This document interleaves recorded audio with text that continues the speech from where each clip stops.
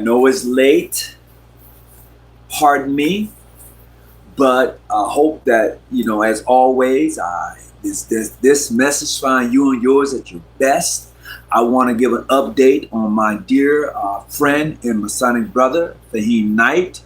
All I'm going to do is ask you to keep that brother in prayer. He's a member of the Prince Hall Grand Lodge out of North Carolina. Please keep him in prayer. We all stand in need of prayer, but that brother right there, special shout out to him, Fahim Knight. Some of you may or may not know him. Some of you may or may not heard of him, but the brother is, ooh-wee. Yeah, he's that guy. So look, we're going to get right into this tonight. And so word has it that Brother Slaughter, Grand Master of Louisiana, has chartered several lodges there in, under dispensation, that is, out of Florida. And it seems to me that the letter that has been posted in the various chat groups have gone out, and a lot of people are like looking at it and they don't know what to really think about it. And some people have left some good comments saying congratulations. Some people just don't understand it. How can a Grand Master charter other lodges in somebody else's jurisdiction? Well, this has been going on for a long time. This is nothing new. What's going on, brother Victor? What's happening with you? However, a lot of people don't see it. I mean, they don't understand how can a Grand Master do that. And I'm going to break it down to you how a Grand Master is able to do exactly what Slaughter is doing. I'm gonna do it. I'm gonna tell you Masonically, and I'm gonna tell you where to go find it at, so you don't be tripping. So you don't be like, this guy's lost his mind. No, we gonna have this conversation tonight. Absolutely, we are. Yes, it is. This is certainly an update on Brother Slaughter. Yes, it is. It is an update on Ralph Slaughter. In regards to that whole situation and how he's maneuvering, because you can see it. It ain't like he's doing anything, like, wow, he's just doing it, and he's doing it in such a way to people are amazed at the fact that he's actually doing it. That's what we're looking at. So it's crazy. And yes, this is an update. This is a follow-up. I posted his letter that he put out regarding the new lodges that he chartered in Florida, and it clearly states that, hey, to the brothers in Florida, welcome home. We got you a dispensation. You're gonna work up on a dispensation. Until then, we gonna keep it rolling. And then I'm gonna charter you. After I charter you, then there's a possibility you can become a Grand Lodge. So we haven't gotten there yet, but I'm looking at it from that point of view. That's a vision. Just hadn't gotten there yet. Certainly, as above, so below. So allow me for just a few minutes to entertain you and to bring you some information that you can go back and search this on your own. All right. In 1925, I've said this before, the year is 1925, 1923, but it's right along that time. This is the time that the so-called, and I say so-called, Mother Grand Lodge, the UGLE, put out a document. And I said this before, and some people say, no, it never happened. Yes, it happens. This is why it's so widely used. Says that, in order to be recognized, boom, boom, boom.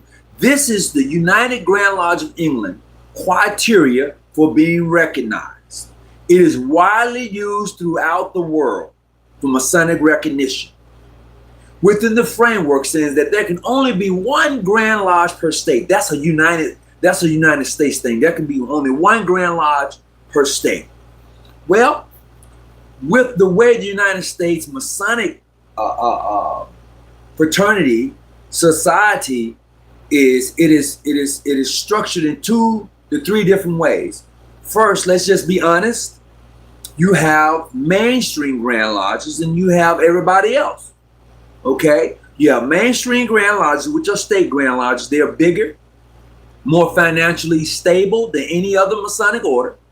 Then you have modern free, you have PHO, you have PHA, you have ancient free and accepted, which is the majority of what we call John G. Jones. That's your Masonic, that is the Masonic makeup in the United States. And then with that, you have the Congress of the Masonic, the Grand Masters Conference of North America, mainstream. Then you have the Conference of Grand Lodges, Prince Hall. Then you have the General Grand Masonic Congress. Then you have the National Grand Master, and then Modern Free has a National Grand Master, and then you have International. Okay, so everybody have their own structure on how they do work. All right. Now let me break this down to you. In all of those structures that I've just named, the Grand Master, except for two. That's the National Grand Lodge, Modern Free, and possibly International. Except for those three, everybody else has a General Grand Masonic Congress, a Conference of Grand Masters. Okay, everybody else does. With that being said, the National Grand Master, he runs the show. He's the it factor for PHO. He's the it factor. He's the National Grand Master. Okay, he's able to set forth and charter lodges abroad and on homeland. He's the it factor. Same as it is in Modern Free, the same as it is in International. Okay? Now, if I'm wrong, I don't mind being corrected, but from the information I have, I'm sharing it with you. Now, with that being said, in the General Grand Masonic Congress, you have a Masonic president. Okay? Within that, the same applies with the Congress of Grand Lodges. The same applies with the mainstream Conference of Grand Masters of North America. It applies. They all have presidents.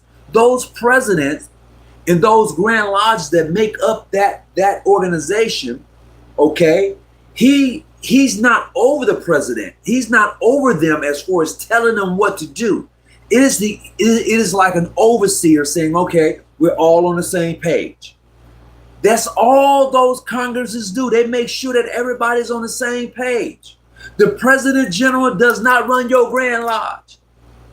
The president from the Council of Grand Masters does not run your Grand Lodge. Your elected Grand Master runs your state. That's a fact. The president of any Congress, the president of any anything cannot come into your state and tell your Grand Master what to do or how to do it. He doesn't have the authority. His job is to maintain harmony between the Grand Masters within that Congress, within that Conference of Grand Master, or whatever you want to name it. That's his job. You guys good? Well, I don't like him. Okay, well, we'll work that out here. Then make sure that it doesn't spread into the states. However, it gets spread into the states. It gets spread into the states, right? Now, with that being said, a Congress of Grand Masters, a General Grand Masonic Congress, or anybody else cannot elect your Grand Master or put him in office. The Grand Master is elected by the state in its members who are past masters, worthy masters, however that may be set up. He's elected by them. I don't understand how a Grand Master can lose his position by the authority of a General Grand Masonic Congress president. I don't understand how a sitting Grand Master can be removed from any position in the state or be declared clandestine by anybody when he's the sitting Grand Master. You can talk. You can't do it. You cannot do it. The Grand Master is elected by the people. In order to get another Grand Master, you got to have another election. Because once that election has happened, it's a wrap. It's a wrap.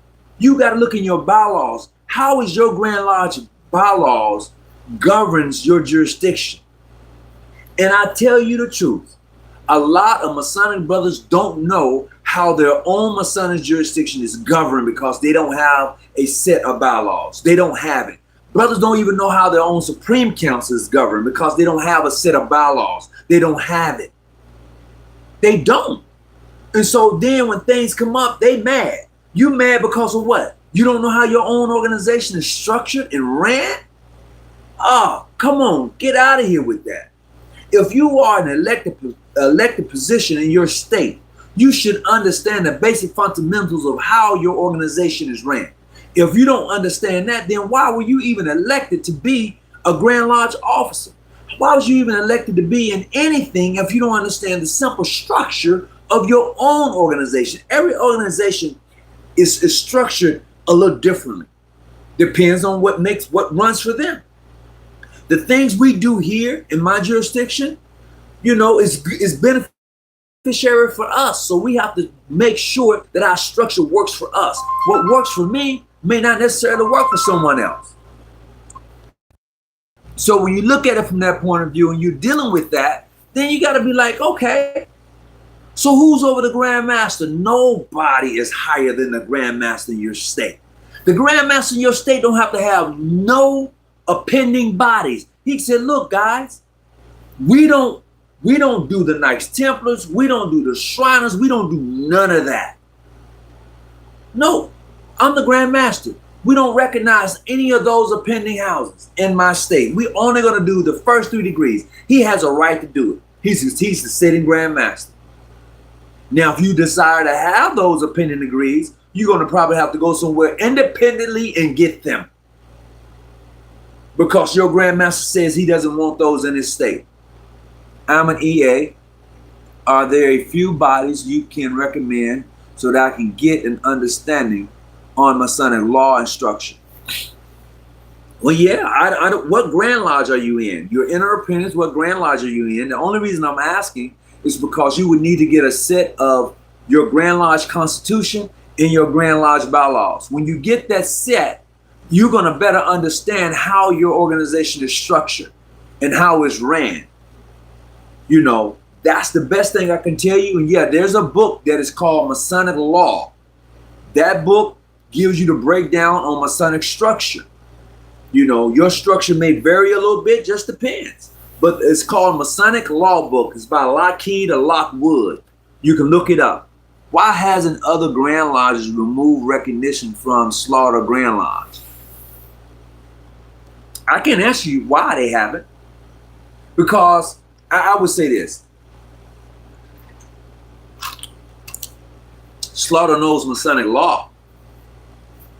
If Slaughter has no amenity with said Grand Lodge of state or anybody, he can actually go into that state and set up another Grand Lodge or other lodges because he has no fraternal relationship with them.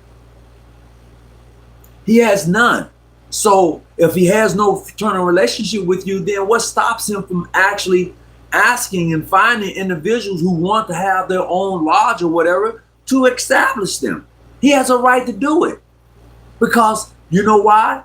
Because he's Grand Master, and that is the territory of Louisiana. Louisiana chartered those lodges. So they come up under the territory of Louisiana. You said, no, but Louisiana's a state. They got to stay in state. No, they don't. That charter, that Grand Master, that dispensation, that they work up under him. Period. So that's just like my Grand Lodge. My Grand Lodge has the brothers over in England, and it's called Mystic Lodge 169. Those brothers, they operate with a charter up under the most Worshipful John G. Jones Grand Lodge of California. And they're out of the UK. Yeah, we chartered them. And there's nothing nobody else can do about it. Just like the Grand Lodge of England issued a charter to what we now know as Prince Hall Lodge, which was African Lodge, okay? Not the UGLE, but the GLE, Grand Lodge of England, issued a charter to African Lodge, right? But before that, there was Mainstream had lodges already here, so that's an invasion of territory. And they said, well, no, you can't do that. It's been happening long before we came along. So the only thing that can happen, the only thing that sets things apart, if we have a Masonic agreement that says, look, I recognize you, you recognize me, my members will stay where we're at, your members will stay where you're at, we can have lodge visitation, we can have fellowship, we do all of that. Okay, but we're going to stay in our separate corners with our memberships. I won't charter in your state, you won't charter in my state. Are we good? Oh yeah, we good. Okay, but if that amenity is ever broken, then you can say, you know what? It's broken. We don't have that relationship no more. So I know brothers over in this state that wants to work with me, that want to work up under me. I will issue them a dispensation. In like manner, you do the same thing. You can call it what you want. Oh, he invading somebody else's state. No, he's not. He has no Masonic tie to the Grand Master in that state. You know, once they remove Slaughter from the Conference of Grand Masters, PHA, once they removed him, it was free game. It was a wrap. He was able to say, okay, I'm good. Man, look, what y'all okay over there? Nah, we mad. Okay, what's going on? He expelled us. Oh, I don't have no recognition with him. Come on in. That's the same thing that happens when a brother leaves Modern Free and go join Prince Hall in any state, international, judge, whatever happens. They'll say, well, we don't have no amenity with them. We don't respect them. We don't see them as Masons. You know what? Come on in, brother. We're going to re-obligate you to our jurisdiction. Some say you have to start all over again. But there's no surprise starting all over again. So you know what? We're just going to re-obligate you. Come on over here. Now you with us. Now you recognize. That's the truth. That's how it's done. That is exactly how it's done. So when a brother who's a Mason gets expelled from a jurisdiction that has no recognition from another jurisdiction, he can go. And ain't nothing you can do about it. Absolutely nothing. Well, he was expelled, but I don't recognize you. So your expulsion means nothing. I'm a prime example. I'm going to use me.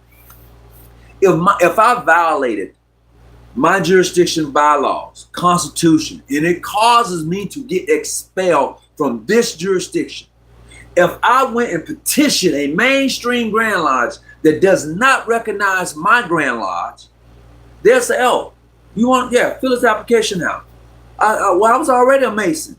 Oh, don't worry about that. We're going to re-obligate you. You're going to have to go back through it. Oh, all I'm going to say is, okay, go back through it and what? I'm a Mason over there. I'm what? You can't do nothing to me or nothing about it. And this is the thing. People tend to forget. I don't know what they think. I have no clue. For example, until you recently, the Grand Lodge of New York removed recognition from the Grand Lodge of Scotland for invasion of territory. Prime example. They removed recognition from each other. And Scotland still got that lodge over in New York. Yeah. I'm just saying.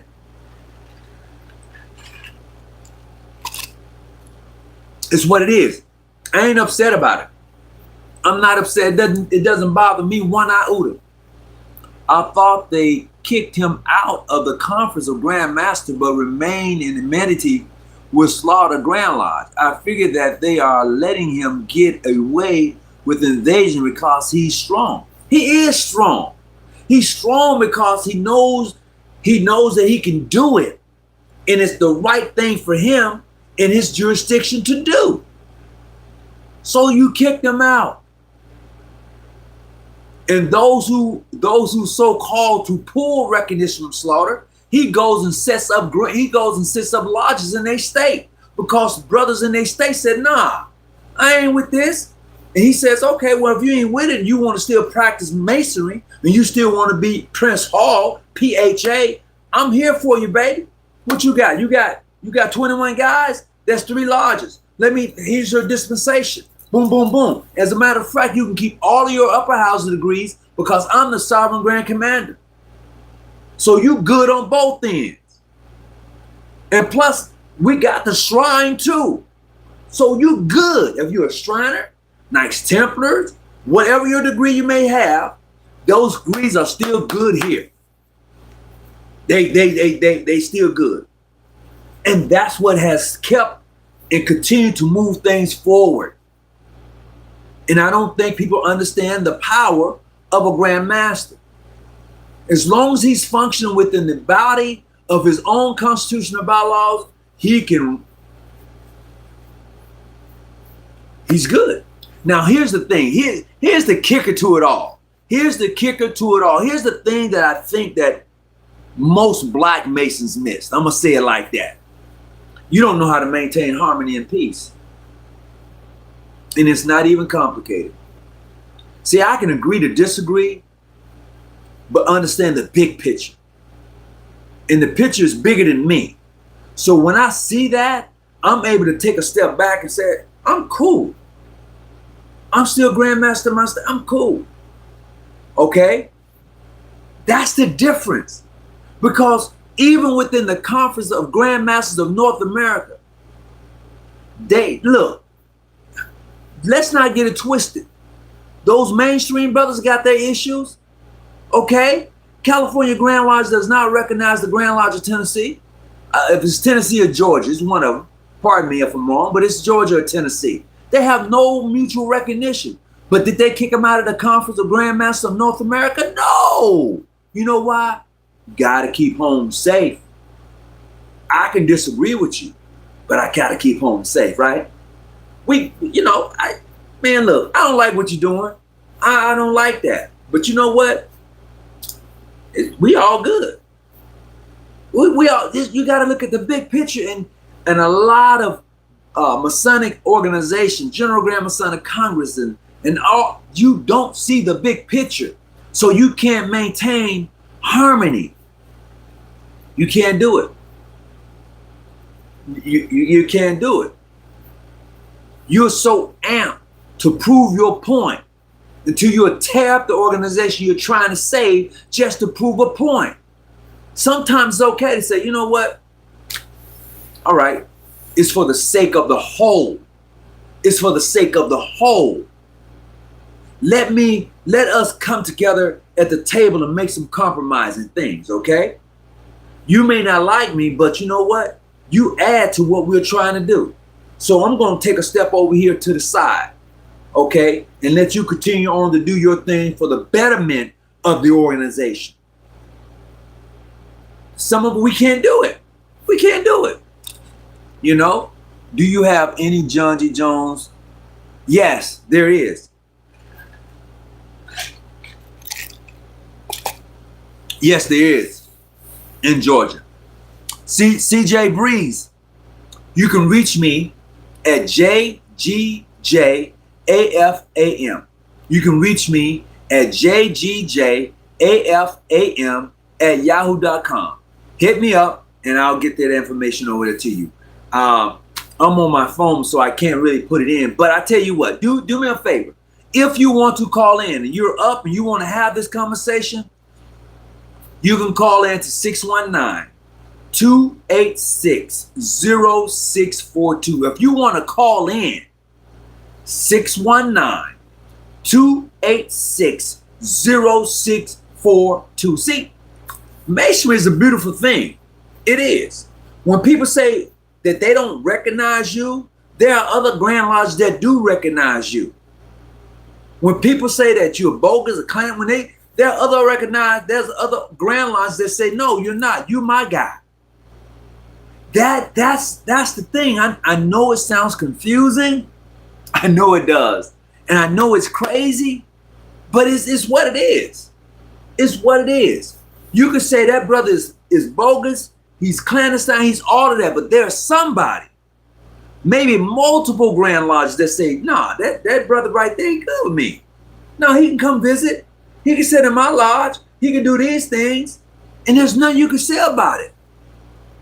Nothing you can say about it. So Ralph Slaughter, when he goes and do his thing, man, it's the same way. You know, if I'm not mistaken, The Grand Lodge of Alaska, Alaska, the Grand Lodge of Alaska, him and Slaughter, those two Grand Lodges, they're working hand in hand. And I'm quite sure there are others. Okay? There are other Grand Lodges that work with Slaughter. Period. He hadn't invaded their states, has he? Because they understand the big picture. He may not be in the Masonic conference, but they understand the big picture. Thank you there, Grandmaster Larry Diamond. I appreciate it. And so what you get when you seeing this thing happen, you seeing a Grandmaster such as himself show you how to continue to grow without having a Masonic Congress, without having a Masonic conference, without having anything over his head. There's nobody over him. He never did have to answer to anybody. But right now, with the way things going, he doesn't need the Prince Hall Conference of Grand Lodges or Grand Masters. He don't need them. They need him. And I know some, they don't need him. Well, you know what? It doesn't look like that, huh? This man was strong enough to rise out of the ashes after you put your foot on his neck and call yourself going to suspend him or expel him or put him out, which you have no authority to do. And then you realize, oh, we probably messed up because we got this $30 million lawsuit hanging over our heads. Oh, well, now that's seamlessly to be kind of set aside. Nah, man, I'm telling you, it's way deeper than that. It's way deeper than that. Greetings, Brother Larry Diamond. You know, and I think that we're missing it. I know we're missing it. I know we are. You know, there's some brothers out here, man, who really want to enjoy Mason without all of this bullshit. Without all of the talking and the back and forth in these chat groups, all they want to do is enjoy the brotherhood. But there's just some of us that won't let them enjoy the brotherhood. We won't let the sisters enjoy the sisterhood. It's something that's in us that makes us jealous that they're having fun. You know, and I don't get it. Slaughter rules Louisiana PHA Masons with an iron fist. The membership, he said the membership is completely loyal to him. Well, you know what? May not be because he rules it with an iron fist. Maybe he's just an honest guy. Maybe he's like, hey, look, man, all of y'all can get some of this. All of y'all can get some of this. I've actually spoken to the man on the phone and asked him some questions myself and got a better understanding. It ain't like you, I don't know why people act like you're terrified of him. Yes, he's the Grand Master. Yes, the Grand Master has a lot of authority under his hands. And it's given to him by the Constitution and bylaws. The job of a Grand Master is to enforce the rules and regulations of his jurisdiction and to protect it. That is the job of a Grand Master. I'm going to tell you it again. You can go read it for yourself. The job of a Grand Master is to enforce the rules and regulations upon the membership in his jurisdiction, all right, and to protect his jurisdiction. That's his job.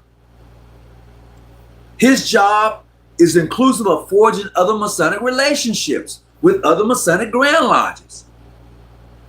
That's his job. He was elected by the membership to grow the organization. He was elected by the membership to expand the organization, to continue to breathe life into it. And as long as he's doing that job, he's going to come back year after year after year after year until he's gone or until he can't do it no more. Or maybe somebody comes along better that can do it better than him. But until that time, no, he's not going nowhere. That's why I've known Grand Masters to serve 20 and 25 years, because they continue to do such a great job that those who come behind him it looks like they're going to fail. The shoes are too big. The man is called the Dean of Grand Masters. Dang. You know? Why? Why was he nicknamed that?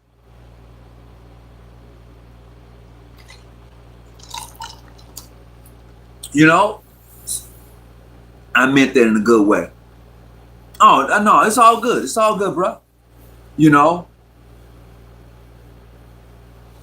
So that's how that gets down. You know, my thing is I try to do here is really enlighten brothers. Now everybody is not going to agree with me. And it's okay, but I'm not going to fall out. I'm not, because somebody don't like you. That has nothing to do with me. I'm not going to fall out because somebody don't like you. I'm going to stay and follow the rules and regulations of my jurisdiction and maintain a fraternal relationship with you. Because that's my oath. That's my obligation. You know? That's who I am. Somebody else can say, I ain't messing with him, man. No, he's done. He's washed up. And that's their business. They can do that. But that has nothing to do with me and you. I've seen it too many times where brothers have a relationship with other brothers. And because now you no longer have that relationship, they want you to stop talking to them. That's between you and him. It has nothing to do with me. As long as I'm not violating my oath and obligation I've taken in this jurisdiction, I'm good. But a lot of brothers don't see it that way. They see it totally different. This is not a street gang thing. This is a structured organization thing, a society thing. But it tends to get missing. You know, in the craft, if you don't be a man first and study, it's a wrap for sure. Absolutely, it's a wrap for sure. If you don't study to understand it, it's a wrap for sure. You said it. You know, and I don't know how many people understand that. It's crazy. I've been in here now. It'll be. My son is, I'm knocking on the door of 40 years of being a Mason. 40 years. And I've seen some great times and I've seen some bad times.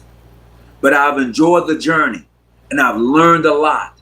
And I can't take what I know with me. So I want to share it and I want to leave it with you and I want you to go do your research on it to say whether I was right or wrong. Because you're going to find out for yourself when you read and study. You're going to find it out for yourself. And then you'll be able to say, oh, okay. I can see it from that point of view. You know, because I may not have the correct point of view.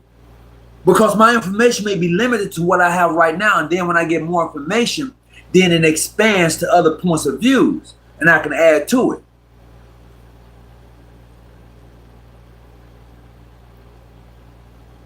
That was a powerful move you made by establishing formal amenity between PHO and several John D. Jones Grand Lodges. Oh, appreciate that. You know, man, that took a lot. It took a lot. It took one man to say yes. It took another man to reach out. So I reached out to my good friend and my brother, and yes, I call him a brother, Tyrone Montgomery. I reached out to him. I said, hey, look, bro, how is it that you and I, because I'm the Grand Lodge ambassador, how can you and I form this Masonic relationship amongst the brotherhood? You being in your position and I being in mine. There's a bigger picture at play. And then once we was able to do it, it worked. Talking with Brother Tyrone Montgomery, who's the National Grand Master for PHO, talking with him, this has helped not only me, it has helped him to forge that type of relationship between us and other General Grand Masonic Congresses that came along and signed on that dotted line, and other Grand Lodges that still are seeking and calling me and say, hey, how can we get on this? Man, it brought us closer together. As it should have. That was a brother. That was a long time coming. That was a long time coming. So I commend my dear friend, my dear brother, National Grand Master Tyrone Montgomery, for extending and accepting the olive branch that was passed and vice versa, till we was like, yeah, let's make it happen. We drew up the documents of amenity, and it was signed. You know, several Grand Lodges out of New York signed it, California signed it, Texas signed it, Illinois signed it, I think it was like over 10 Grand Lodges signed that amenity, along with the General Grand Masonic Congress. So that puts a spotlight on what we're really trying to do, is to bring us together and to be able to say, this is who we are, instead of being so fractured in our own community, in our own corners. This just brings it full circle. That's what it does. Brings it full circle. A lot of people didn't like it.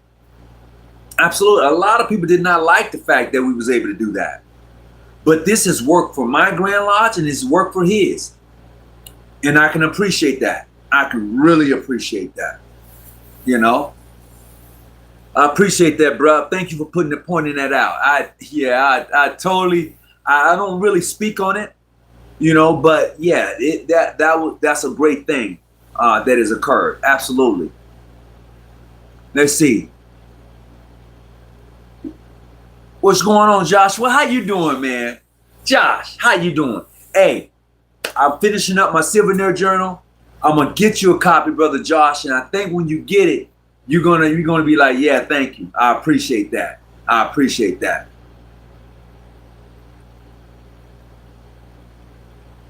Oh, you was a Lewis in 19? And wow, okay. Are you a Mason at this time? All right. Come here late, but what's going on? Okay, so you came here late. What's going on? So we are talking about Ralph Slaughter and how he has spreaded his jurisdiction all the way over into the East Coast, Florida, or down south, Florida, and established under dispensation a few lodges.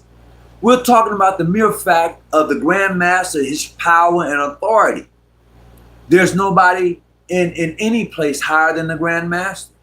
We're talking about how the Grand Master is able to forge a relationship in amenities with other states and other Grand Lodges that he works with as the setting head of state. We're talking about how the Grand Master is able to not only forge those relationships, but to build his own organization and spread abroad. You know, and if I'm not mistaken, I think Brother Ralph Slaughter has a Masonic tie over in France. If I'm not mistaken, he's done that. You know, man, there are so many brothers that I personally know of who are doing Masonic works you wouldn't believe.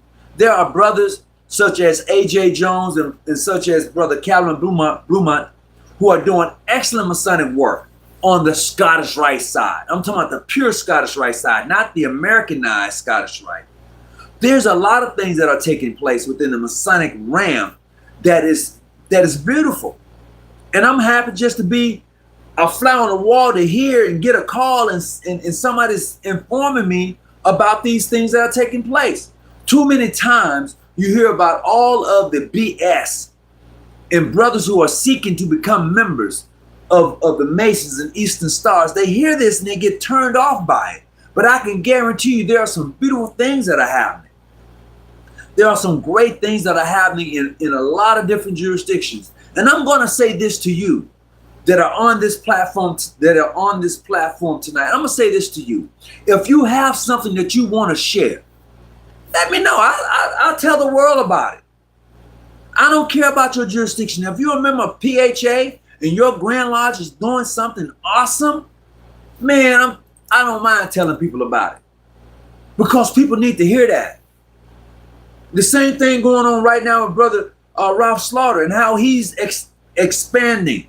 That's a beautiful thing. You know, that's awesome. And to any other Grand Lodge, my brother Dre Jones down in Texas, HB Turner, they're growing. You got to ask yourself, how is that brother doing that? How is Slaughter doing what he's doing? How? Masonry dead. It's only dead to those who are dead in it. Take that. You take that on home. I'm gonna say it again. Masonry is not dead. It's only dead to those who are in it. And when I say in it, those who don't have anything to bring to it, those who have been sucking the life out of it since they became members. It's dead because of them. But there are some young brothers in here. There are some older brothers in here. There are some brothers who has packed with knowledge that is able to breathe life back into their lodge, to raise it up and continue it on its path. I'm telling you what I know. There are some people who really enjoy the organization, but because when they come in, they get cut down. They like, I'm done. I'm done. No. Remember this. If you're a Mason, you didn't join because of somebody else. I would hope not. I hope you didn't join because of somebody else. I hope this was something that you done of your own free will. When you join Masonry and the Order of the Eastern Star, it should have been for you. It should have been for you, not someone else. DC jurisdiction, okay. Hailing from Kent Duke Masonic Grand Lodge, Brother Jordan Dispy, Masonic coordinator. Absolutely, brother. Greetings. Jurisdiction out of okay, DC jurisdiction. Greetings. You know, that's the thing. I would want people to get Masonic books, read them for themselves, bring all of that full circle, and then apply the knowledge, apply the understanding, and watch how things change in your surroundings. Watch it. You know, man, there's just so much that's up here that I want to pour out right now. I want to just take the cork off of it and just pour it out. You know, that's my thing. That's why I talk to so many brothers like I do. You know, signed 25 treaties in the last month from America to as far as Australia. That's beautiful, brother. That's beautiful. That's how you do it. Now, here's the other part of that. Now that you have those treaties, go there. Don't just have the treaties and don't go. You need to go. If you got the treaties with other Masonic jurisdictions, go and see for yourself. Invite them to your Masonic. Go. Don't have the Masonic treaties just to say you got them. Go. That's me. You know, my Grand Lodge has the Masonic treaties with other Masonic jurisdictions. I'm going. That's why I went to PHO's session in Cleveland. I went because we have amenity, right? We have fellowship, right? I'm coming, brother. I'm coming to support you. That's what we do here. I can't talk about nobody else. I can only talk about here. This is what we do here. You know?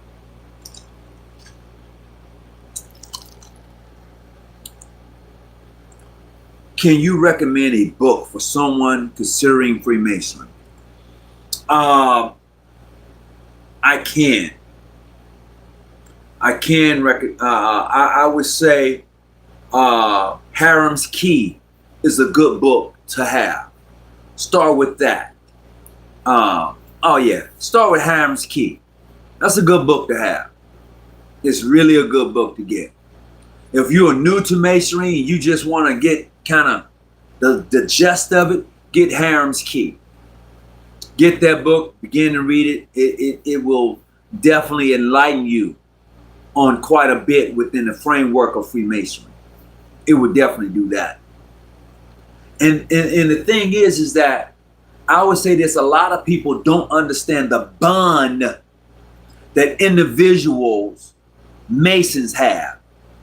I'm gonna say that again because you need to hear it. I don't know how most people don't understand the bond that individual Masons have. Not the Grand Lodge, but individual Masons. Individually.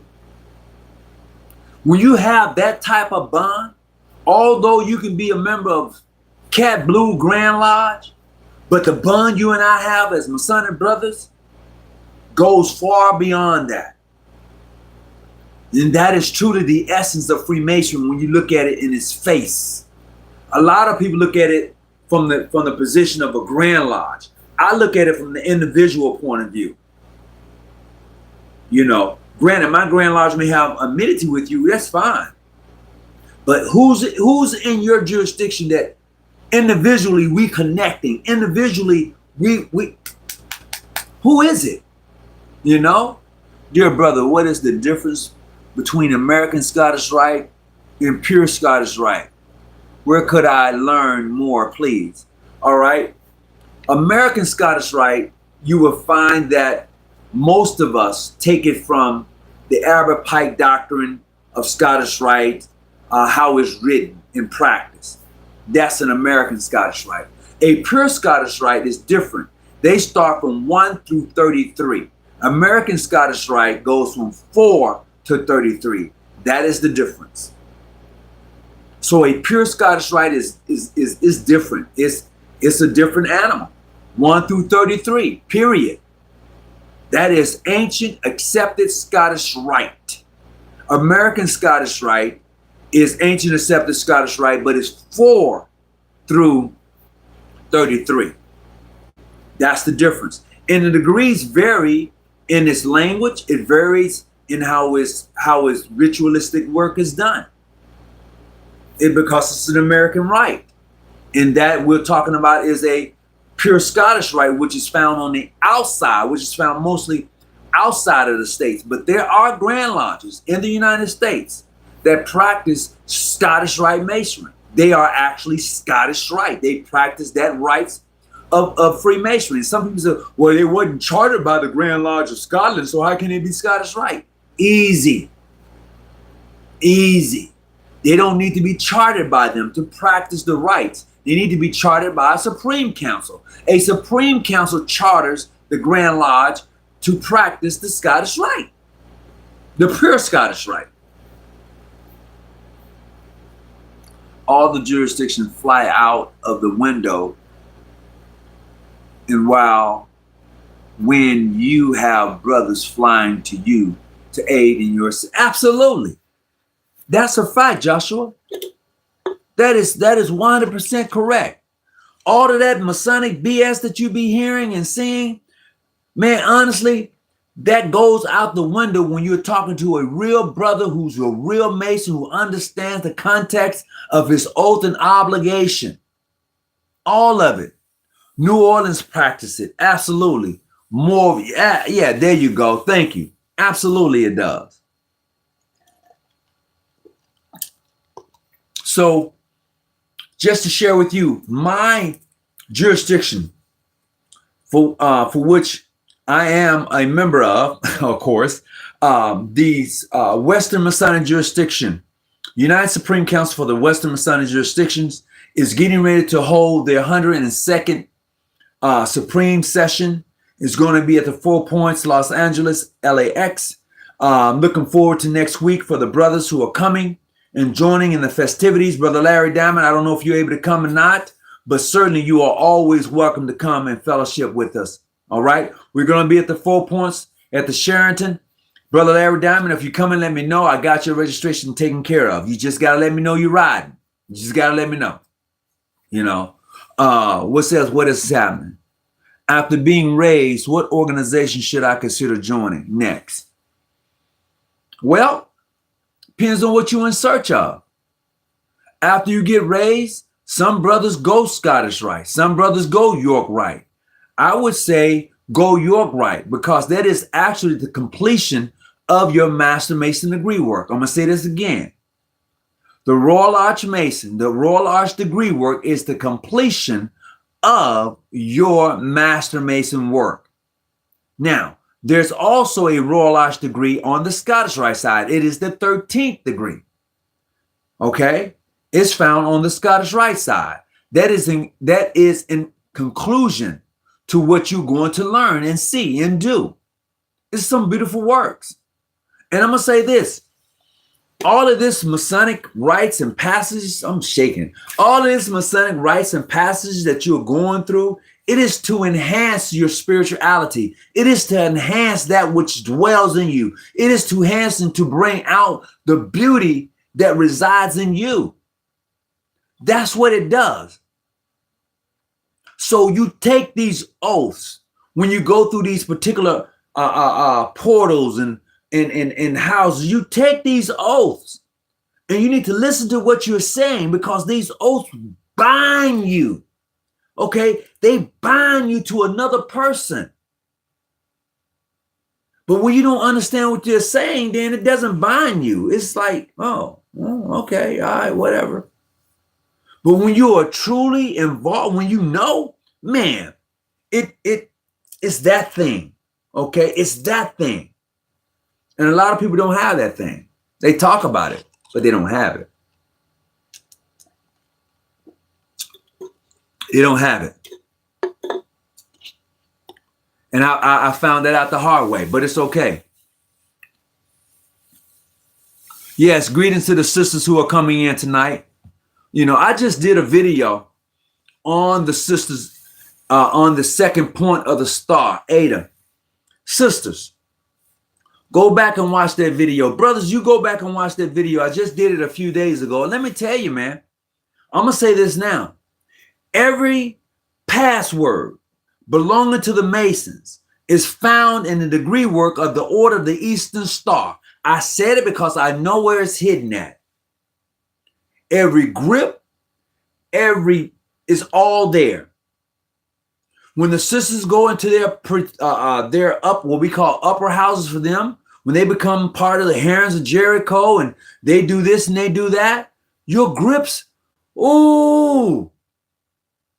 The only thing is, brothers can't relate to you because they're not in your degree work, so they wouldn't know. But I'm telling you, because I'm a past patron in some of the degree work, and I see it, I'd be like, ooh, let me see that again.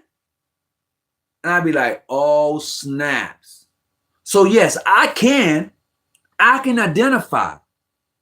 And I can tell you right now that the passwords in the Order of the Eastern Star is found in the Masonic degree work. And in the Masonic degree work, you will find the passwords of the brothers in your degree work, sisters. They're right there. You just don't know because nobody never told you that it was there. I'm telling you it's there because I read it and I'm like, oh, snaps. We do that. Oh, I see why the sisters, Ada is doing this. I see why Ada has her hands up like this, right? Huh? I know why. I know why she did this 3 times. Brothers, you should know why she did it 3 times too.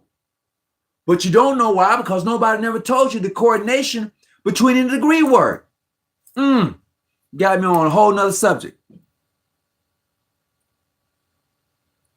I'm working on Martha's point. Oh, okay. Well, I should do something on Martha. I should do something on Martha. What are your thoughts about the Royal Order of Scotland? It's a great work. It's a Masonic work. It's a Masonic work. Okay, man, I'm gonna say this here. A lot of us get so caught up in the American style of Freemasonry without understanding that Masonry is bigger outside of the United States. It's huge. There are so many different rites and ceremonies that are tied to Freemasonry, you wouldn't believe it. I'm going to say this again. There are so many, okay, rites and ceremonies that is tied to Freemasonry, you wouldn't believe it. Go check out the Golden Dawn. Check it out. There's some degree work. That's a ritualistic rites of passage. You know, ain't you free and accepted Mason certified? That's right. I'm most worthy. Oh, all right, really? Oh, okay. Worthy patron, go on, get down with your bad self. What are my thoughts on PHO? Great. I mean, I believe that organization is the oldest of us all. And let's take out PHO. Let's just remove the context of PHO, PHA, or anything else. Let's remove those letters and look at it for what it is. You're talking about African Grand Lodge or African Lodge. Okay. And you got to wonder, why was it called African Lodge? That's me. Because it wasn't named P.H. Prince Hall until after his death. Okay. There's so much great information with that and misinformation with that, but you got to be able to go in and look at it and say, okay, regardless of what anybody says, the organization is alive and well and doing whatever it's doing to for its members. It's true, you know. Oh, I appreciate that. The beyond name. Thank you. I appreciate that. That's an honor. I appreciate that. I'm gonna share this with you. And I'm going to ask a question to the Mason. I'm going to ask a question to the Eastern Stars too. But this question is to you Masons. And I know the answer. So I know the answer you're going to give me. So usually people say, brother, which way you traveling? That's not even a Q&A in the book. It's not, it's everybody's heard that question before. So the question is, which way are you traveling? And the answer is east. And that's the wrong answer.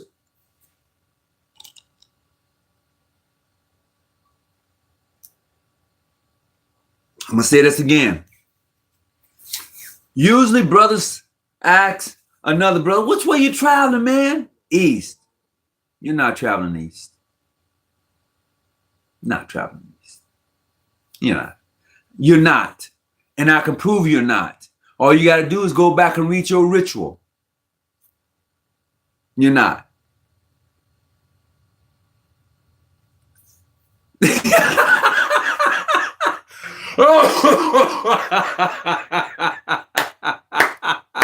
Oh man, you know, I had to stop right there. I had to like pause right there. I just want people to go back and read it because they're not. They only think they are because they was told that, but they're not because they didn't read it. They need to read it and see it for themselves.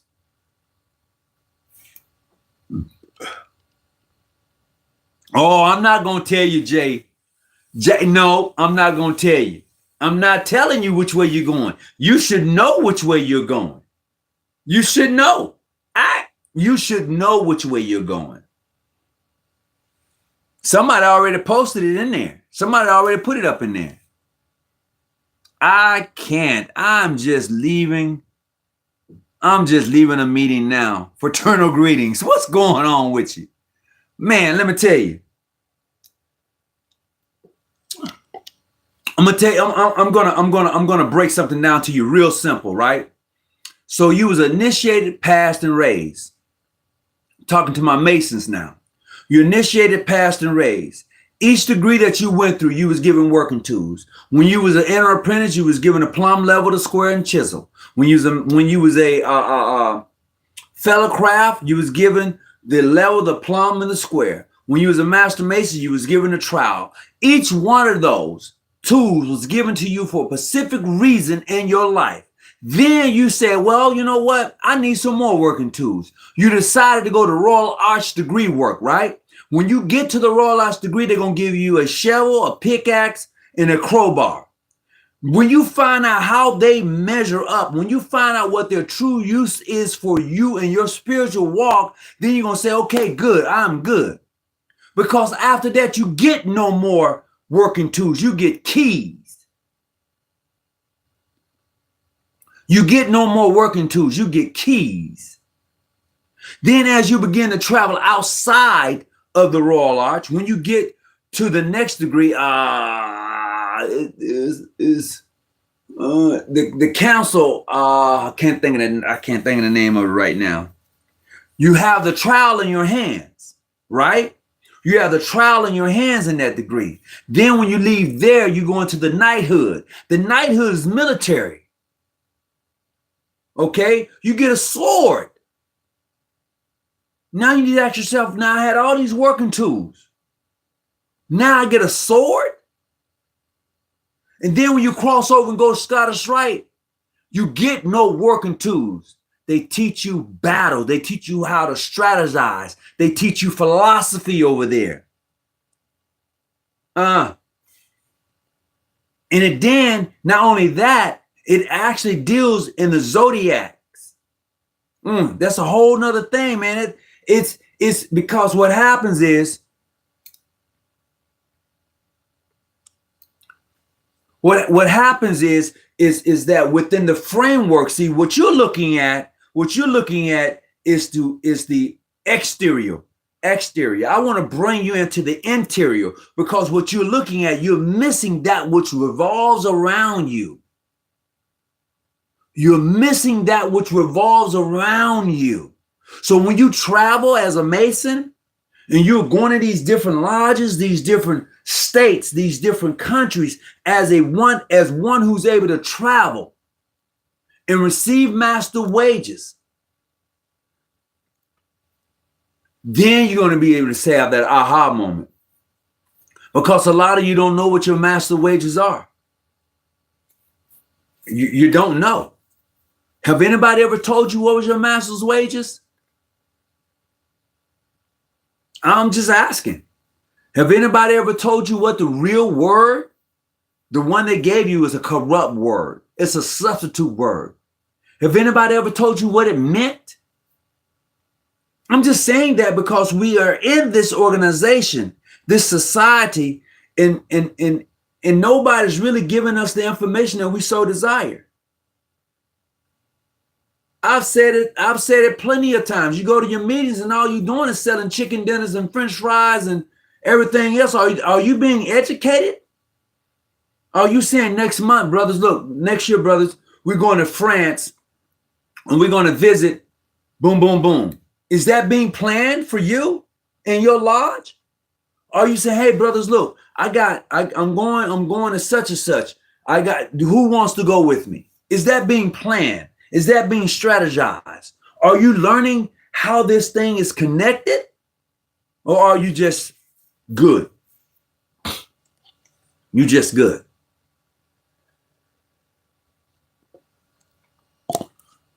I'm just saying. What's my thought on the primitive rites in the ancient set of the Scottish Rite? They are the same bird. The Scottish Rite stole from the primitive rites. The primitive rites is more of a spiritual journey with a high thought process. When I say a high thought process, your way of thinking is going to have to be on a spiritual set. You can't think mortal when you're dealing with primitive rites. You have to think of the immortality of the spirit. That's my personal journey. When I think of the primitive rites, I think of those rites of the spirituality of a person who's ascended. Okay, who's ascended. One who's able to break things down in a manner that the common person can understand it. Not one who's you're talking so much to the person. Looking at you is like, what is he saying? That's my opinion. What route would you sell a master needs to have to be a great, to take the Scottish Rite or the Red House? I like I said, go York Rite. Once you're through with the Inner Apprentice Fellowcraft Master Mason, go York Rite. Going to the Royal Arch, go there first. That is the completion of the degree work, and you have a better understanding of the master. You have a better understanding of your first 3 degrees. That's my opinion, because it was meant that way. But when I'm not going to even say we, but when those who forged the Masonic tie, okay, when they forged the Masonic tie, they left the Royal Arch off of the Master Mason degree work and added it to the York Rite, although it was already York Rite. You do something different. But I'm going to say this again.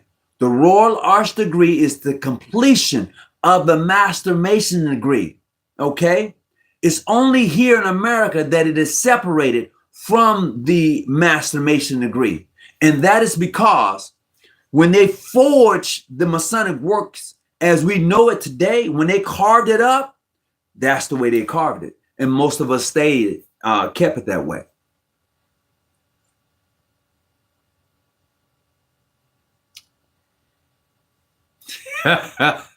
Victor, I'm going to leave you alone. The Templar route. Yeah, the Templars is another one. The Templars is, I mean, once you begin to see the Knights Templars for who they were and are, then you're going to understand why the Pope set them up and had the hospitalitors to come in and try to slaughter all of them. You'll see that for yourself. You know, you'll get a better understanding of the Templars in their works. And that's the thing. This brother just said, free P Diddy. Oh my goodness. Oh, I didn't see that coming, brother. I didn't see that coming. Deborah Johnson, how you doing? Oh, somebody just asked me that. What's my thoughts on the rites of Memphis Mizram? These degrees work with my pops in the Scottish Rite. Yeah. So you have the Memphis rites and you have the Memphis Mizram. One is coed and one is not. One is coed and one is not. Okay? Let's have an understanding. One is coed. You have Memphis Mizram. You have Memphis rites. One is coed and one is not.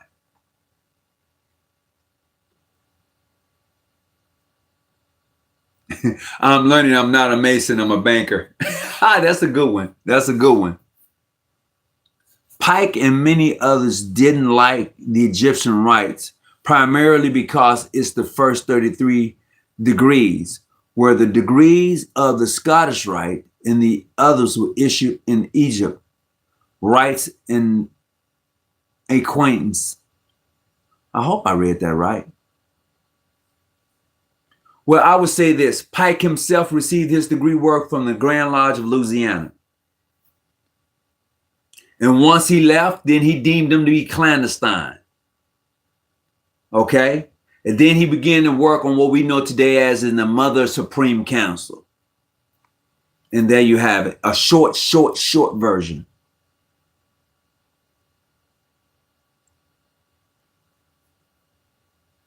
Yes, sir. He will come back with the biggest party of all parties you will see. Who's coming back with the biggest party of parties we will see? Past Master, are you still for coed? Am I still for coed masonry? I don't have an issue with coed masonry. I'm going to say this again. I don't have an issue with coed Freemasonry. I don't. It was here long before I got here. It's going to be here long after I'm gone. I have no issue with those who practice coed Freemasonry at all. None.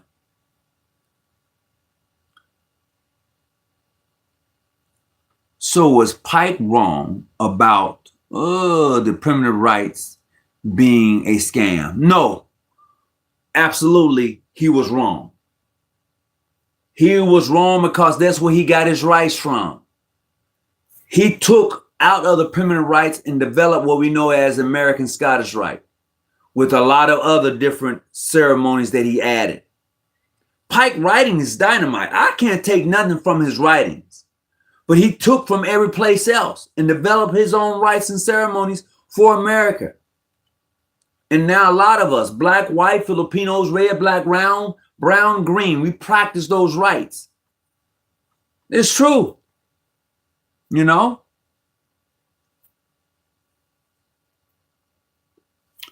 What is our greatest works as an order when working in the community? To help develop strong young individuals, be it a man, be it a young boy into a man, or a young woman into a woman. I believe that the works of the Order of the Eastern Stars, they help certainly develop those young ladies to be women, mothers and sisters and daughters. The works of the brothers of the craft that help that young boy to develop to be the best young man that he can be. But when you're not involved, you can't do that. That's what I believe the Society of Freemasonry can do and has been doing. They've been doing it. What's your recommendation? Recommending mixed Freemasonry, such as Freemasonry for men and women, coed. Well, where you're located. Because, there are some brothers who prefer to have mixed lodges, to be in mixed co-ed lodges. There is. So if you're located in a place that has a mixed co-ed lodge, and that's what you're looking for, yeah, I certainly help you find it. Like I said, I have no crumbs with that. It was here long before I got here. Female Freemasonry has been around for over 100 years, period. Going on 200 years. They have been here. They've just been in the shadows. They have just now. We're in the year 2024. Female Freemasonry is now out of the shadows. They are out front, and everybody sees it. And the Grand Lodge of England has said, I'm just shaking. The Grand Lodge of England has said their practice of the rites and ceremonies are key. They are it, but they're irregular because they are women. But they work together. I'm going to say that again. The Grand Lodge of England said, look, these female Masons here in England are straight on point. But because they are females, they are irregular. But you know what? We're still going to work with them. We're going to respect them and see them as Masons. Now what? Let me see. What do you call a so-called Mason who tries to stop a Mason from performing his obligation, as well as faith, hope, love, and charity? That's what you call him. You call him a so-called Mason because he's getting in the way of a brother who's performing his obligation to another brother. I call him a so-called Mason. Absolutely.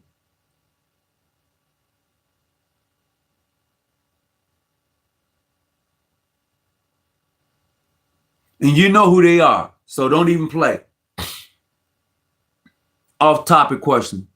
What body issues a charter for a new Grand Lodge? Nobody issues a charter to a Grand Lodge. Hear me clearly. I'm going to say this again. No one issues a charter to a Grand Lodge. The only body receives a charter is lodges. Lodges receive a charter. Lodges organize themselves into a Grand Lodge. Once they have done these things, then they take the charter that was given to them and give it back to the body that gave it to them. Then the Grand Lodge, for which was formed, reissues the charters to those lodges. That's how it's done. Nobody gives a Grand Lodge a charter.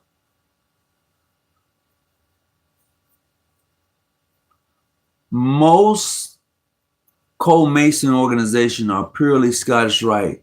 The only thing I dislike about most co-Mason bodies is that most prominent, but most promote and embrace LBG. I didn't know that. I didn't know that. I didn't know that they promoted or embraced it. I'm with United Nations. Our Supreme Council gives us our charter. I'm Scottish Rite. Okay. I'm going to say this. If you tell me that your Supreme Council gave you your charter and you're Scottish Rite, I have no qualms with that. More than likely, you're absolutely 100% correct.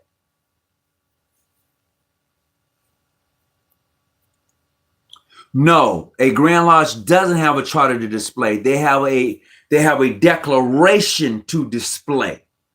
I'm going to say this again. A Grand Lodge does not have a charter to display. It is a declaration. A declaration declares who you are and your independence, your sovereignty, and everything else about you. It is a declaration. Just like the United States doesn't have a charter. It has a Declaration of Independence. It is a sovereign, independent country.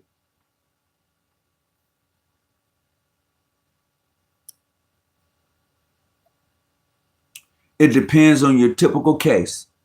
As Brother Hawkins explained, the exception would be PH. Oh, okay. All right. It says, what's up with the master pretending having all the esoteric knowledge, but we don't learn nothing in the lodge? Well, you got a problem. You got a problem. You know what you need to go do? Read. Go buy you some nice books and begin to study yourself. That's what you do. If that's what you got going on, if you got somebody pretending to have all the esoteric knowledge, but don't teach it, you can go learn it. There's nothing stopping you from learning it. Hell, reach out to me. We can do a Zoom. I don't mind. Look, I can't take this with me. I'll share it with you. I will break it down and give it to you. Bit by bit by bit. And then when you put it together, you got a whole mansion. Absolutely.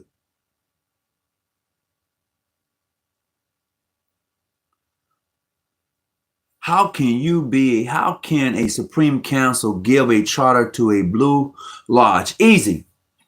If you are practicing a pure Scottish rite, as I said earlier, a Grand Lodge has a Supreme Council can issue you a charter. It has been done from day one. That's the difference when you're outside the United States versus inside the United States. There are a few Grand Lodges here in the United States that practice Scottish Rite Freemasonry from 1 to 33. There are a few. Okay? So with that being said, the Supreme Council can issue that charter to that Grand Lodge. They can do it. And it's absolutely correct. That's how it's done. If a Scottish Rite organization is purely Scottish Rite, as the brother explained, either the Supreme Council runs everything. Yes, the Supreme Council runs everything. 1 through 33. The Supreme Council runs it. The Grand Lodge has its place, but the Supreme Council issues that charter and gives it its life. Okay? And because the Supreme Council issues the charter, it can take the charter because it gave it. That's the difference. That is truly the difference. I want to welcome everybody aboard this evening. We've been talking about the various Supreme Councils. We've been talking about the Grand Lodges. We've been talking about quite a few different things, but the day's topic in the beginning, when we first got on board, was Brother Ralph Slaughter, who has issued dispensations to brothers over in Florida. He's expanded the territory of Louisiana, and he's continuing his journey as a Grand Master and as a Sovereign Grand Commander. So, people are asking, can he do that? Yes, he can do that. He can do that because he has no legitimate amenity with that Grand Lodge. And having no amenity with them, anybody that they expelled, he can bring them on board. He doesn't have to accept the fact that they've been expelled. He can say, brothers, you're welcome to start your own Masonic Lodge. I will issue you a charter. He can do that. And there's nothing anybody can do or say. You can call them you can call them all the names in the book. It wouldn't matter. It wouldn't stop him at all. And he has every right to do so. A brother asked me today, he said, Brother Hawkins, what if I open a Grand Lodge in California and called it John G. Jones? What would you do? Nothing. But however, the name John G. Jones, Grand Lodge in California, that name is on record. So as an entity. So you couldn't use the name, but you can use any other name. Well, what if I claim lineage? Okay, what they got to do with me? That has absolutely nothing to do with me. Too many times we get personal with this thing. That ain't, you do you, bruh. If you do you. We have no Masonic tie, no Masonic relationship. So you have every right to exist and to do you. You're not interfering with me, and I'm not going to interfere with you. As a matter of fact, let truth be told. Maybe one day, as we both continue to coexist, we may say, hey, you know what, bro? You all right with me. Oh, man, you cool with me too. Why don't we do an amenity with each other? Yeah, why don't we do that? And you begin to develop a relationship. And now you can both benefit each other. I'm just saying, I'm not here to tear you down so I can look good. I'm here because I enjoy masonry. True. I'm here because of the privileges of brothers who have come my way and have said, hey, you know what, Brother Tony, boom, boom, boom. As a matter of fact, I had a brother send me a Prince Hall shirt. I said, bruh, now you know I can't wear that shirt. He was like, yeah, you can. I said, man, I wear that shirt. Everybody gonna be asking me, brother, when you come in. Look, I appreciate the gift. The brother sent me, I appreciate the gift that you sent to me. But you know what? Hey, as a matter of fact, I don't have it with me. Wait a minute.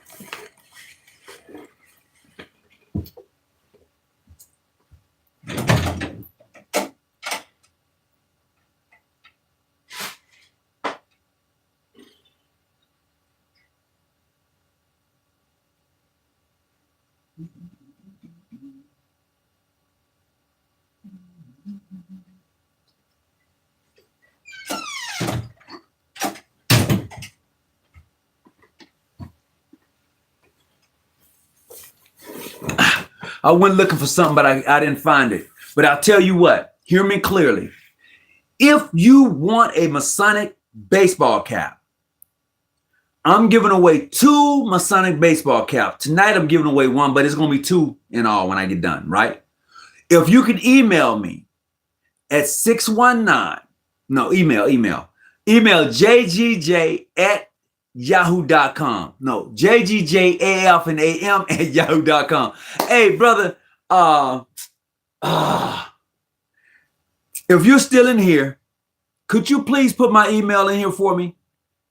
I certainly would appreciate it because I was having a brain fart at the time. If you can email me at jgjafam@yahoo.com. I'm going to need your full name and address. And tell me what lodge you're part of, what Grand Lodge you're part of. I will send you a nice Masonic cap. I'll send it to you. It's from me to you. No doubt. That's word. Send that over to me. The first one that can get that to me tonight, because I'm going to check it, I'll get that over to you. I'll get it to you.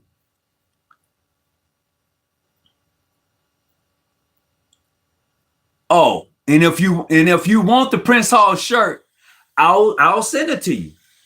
I think it's a large. So if you were anywhere from an extra large to a large and you want the shirt, I'll send it to you because it was sent to me. And I'll share the gift. I mean, it ain't personal. I mean, the brothers saw fit to honor me with the shirt. And I'm thankful. I'm really thankful. But I would prefer to have it and give it to someone else where they would actually, I'm wearing the shirt. Okay. I prefer that.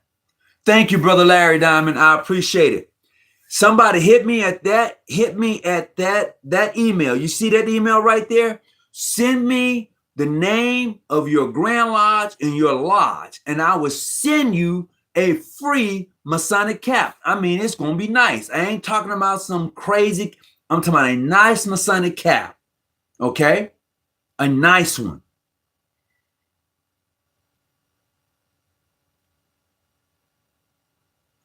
Oh, Wishel Master, what's going on with you, Wishel? You good? See, I said email me. You put it in the group. I asked you to email me. You got more Masonic caps than anybody I know. Wish for Master Tyrone McGee, you got more Masonic caps than anybody I know. Period. No, I know you do. I've seen your collection of Masonic caps. I've seen what what you have given me.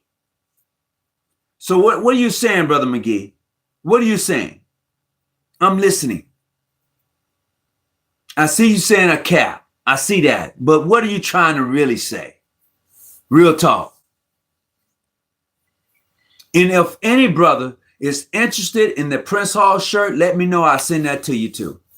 As a matter of fact, I'll send the Prince Hall shirt to a sister if she's part of their Masonic jurisdiction.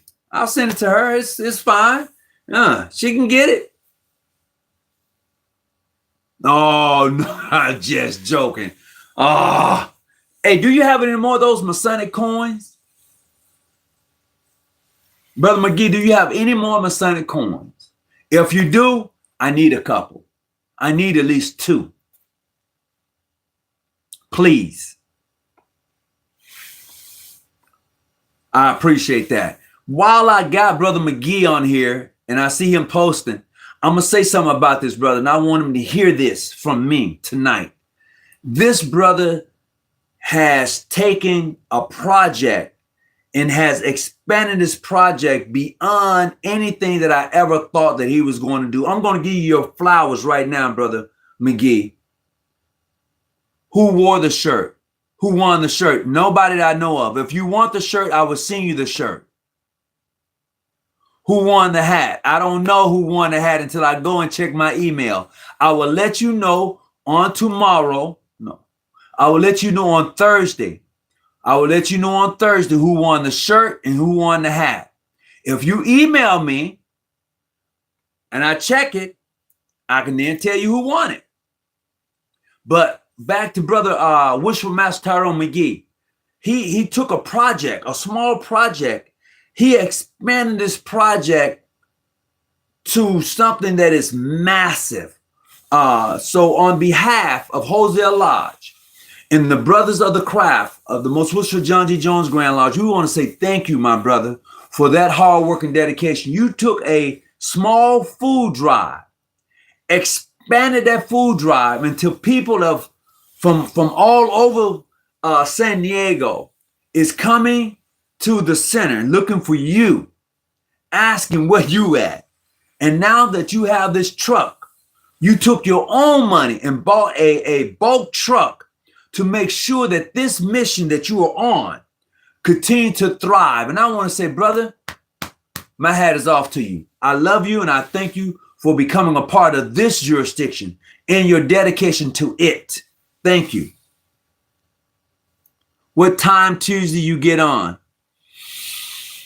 Okay, so let's shoot for about 6 o'clock. We can go for about 6 o'clock Tuesday. Is that good? 6 o'clock Tuesday? That's tomorrow. I will let you know on tomorrow who won the cap. Okay? The cap and the shirt. And I will have it in my hands and I will send it to you. I will get that over to you. Most definitely. Brother McGee, I still need 2 coins. I need 2 Masonic tokens, okay? I need 2 of them. I appreciate that. So look, I've been on here for a little while. As always, I'm going to cut it tonight. I will come back on tomorrow. I will make my announcement and for as far as who won the caps. And you can see for yourself. Hold on just a second. I'm going to go get these caps. Hold on.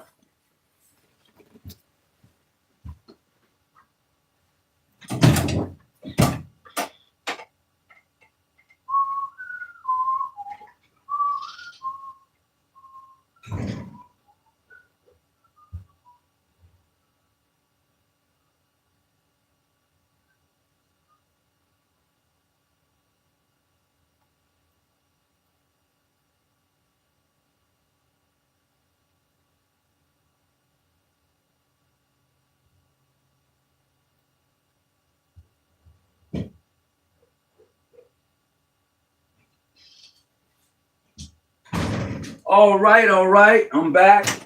Let me show you what you got. I had to go find it. I had to go find it. So look, this is the shirt. This is the shirt I'll be sending out. So it's a shirt that was given to me, and I'll send this shirt. I'm gonna check my email. You see, I'll send that shirt out. Here's the cap. Da, da, da, da, da. See this cap? That's the cap. That's one of them. Okay. Here's another one. Okay. This cap has not been worn. All right. So those are the two caps that will be going out. And this is my own personal cap. Boom. So it's just like this. All right. And I have another one just like this one. All right. So those are the free things that I'm going to be giving out. So if you hit me up and you got it, I'll get it to you. But you got to hit me up. If you want the Prince Hall shirt, that's separate. But definitely the caps are coming out. Okay. So there you have it. I hope you have a good evening. Hold on. Daddy's Daughter Podcast. What's going on? For me, I want to switch because something about your lodge is an hour from me, and I can't make it to the meetings because it's so far. Is it wrong to switch to be closer to a lodge? No. There's nothing wrong with it. If you want to switch to a lodge that is closer to you, do that for you. This is your journey. Do that for you. If you got a lodge that's 100 miles away and you can't get to it, if it's 50 miles away and you can't get to it, it's understandable. I've had brothers who was a part of my lodge, but they lived far. And they was only maybe able to make it to a couple of meetings a year. And I understood that, you know. So if you got a lodge that's closer to you and that's where you want to be at, nothing wrong with that, man. None at all. Daddy's Daughter Podcast? Absolutely. How do I tell them? You tell them by saying, look, I appreciate the fellowship. I enjoyed the organization. However, because of the distance, I find myself missing out on a lot, and I would prefer to be part of a lodge that is closer to me. Now, they may or may not agree with it. If they agree with it, that's great. If they disagree with it, you're going to say, well, brother, I'm sorry, but this is where I'm at. Man, please stay. And then you may have to find some compromise. Maybe you say, look, I will make 3 meetings a year, maybe 4. But I would like to do Zoom or some other use the medium, the media to make sure that I'm responsive to what's taking place in the lodge. I like the fellowship. There's nothing wrong with it. I saw that other. Yeah. He said, I saw the other great cap you had. Oh, did you? Let's see.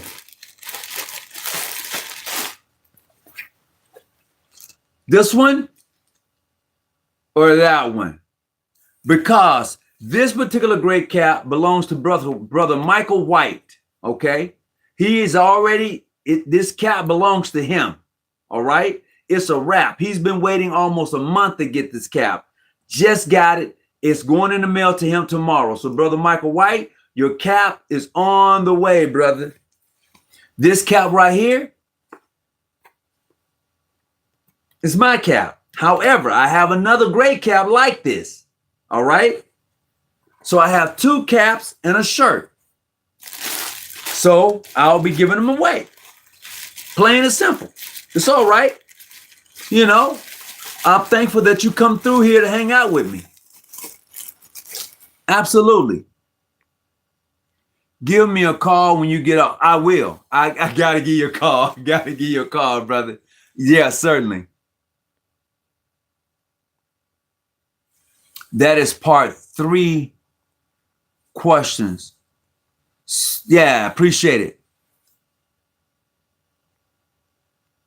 How can I join the primitive rites if my jurisdiction don't have those degrees? Depends on where you're at. And then you can find a Masonic jurisdiction that offers those degrees, which is separate from your Grand Lodge, and ask them that, you let them know I like to receive the degree work, because the primitive rights has nothing to do with your Grand Lodge whatsoever. Nothing at all. Let's see. Need your advice. We talked a while back. So my grandpa at 84, he's finally went back to going to the lodge. That's beautiful at 84. Oh my God. I even switched lodges to be there with him. I now moved and have a very active lodge 2 minutes away. Oh man. That is like heart drenching. That's that's a tough one, brother. I ain't gonna even lie to you. That's tough, man. That is tough. Well, you sent your email? I'm gonna check it out. From Western Canada, greetings to you. Glad you was able to join us. Man, I was just getting ready to cut off. But it's a long drive for me. I get it. But you know what? That's your grandpa, man. You only get one. Enjoy the time that you have with him. Yes, it's a long drive. As a matter of fact, you may want to drive up and stay the night if that is possible. If it's not possible, make that sacrifice every other month or twice a year, or whatever it takes. Because once he's gone, you're going to have that memory. Man, I made that drive, brother. I gave me to the lodge meeting. I saw Paul. Man, it was great. I'm telling you, he doesn't have long. Or I ain't going to say that because he's 84 right now. Who knows? But man, if you can hold steady, yeah, do that. I know it's tough. That's a long drive. Maybe it's an hour. I don't know. But if you can do it every other month, every 3 months, do it for Paul, man. Do it for your grandpa, man. They offered me to stay at the lodge. Yeah, stay, man, yeah. You probably bring life to the lodge. I don't know, but yeah. Thank you. I appreciate it. You have a good night too. Man, yeah, yes. He came back, but yeah, man, go look. Stay with the lodge. He's 84 years old. Make that drive every other month. That means 1, 2, 3. You're going to make that drive 4 times a year. And when you make that drive, those 4 times a year, make it worthwhile. Go out, have lunch, have dinner, do something, and enjoy that fellowship. Because when it's gone, it's gone. It's a wrap. It's over. All you have is memories and pictures. That's it. So have a ball with it right now where you can touch them and put your arms around them and tell them you love them, man. Give him his flowers. And if you are able to bring that sparkle of life to him, oh, man, do it. Do it. Yeah, it's called traveling for a reason, huh? Absolutely. Okay. Hey, glad to back that up. Look, I'm gonna go. I appreciate everyone. I hope that you was able to get something out of this. Add it up, man. Add it up. Enjoy the ride. As I've said always, stay out the bushes, keep your light on. I am not your study guide, but I'm here to help you study. Peace and be well. See you soon. Hey, and to those who will be traveling next week to the Masonic Conference in Los Angeles at the LAX 4 Points Hotel, I'm looking forward to seeing you. I'm looking forward to enjoying the fellowship. And hey, let's get this work in. Peace and be well. Thank you, Brother Victor. I appreciate it. I'm going to check that email out. I'm out.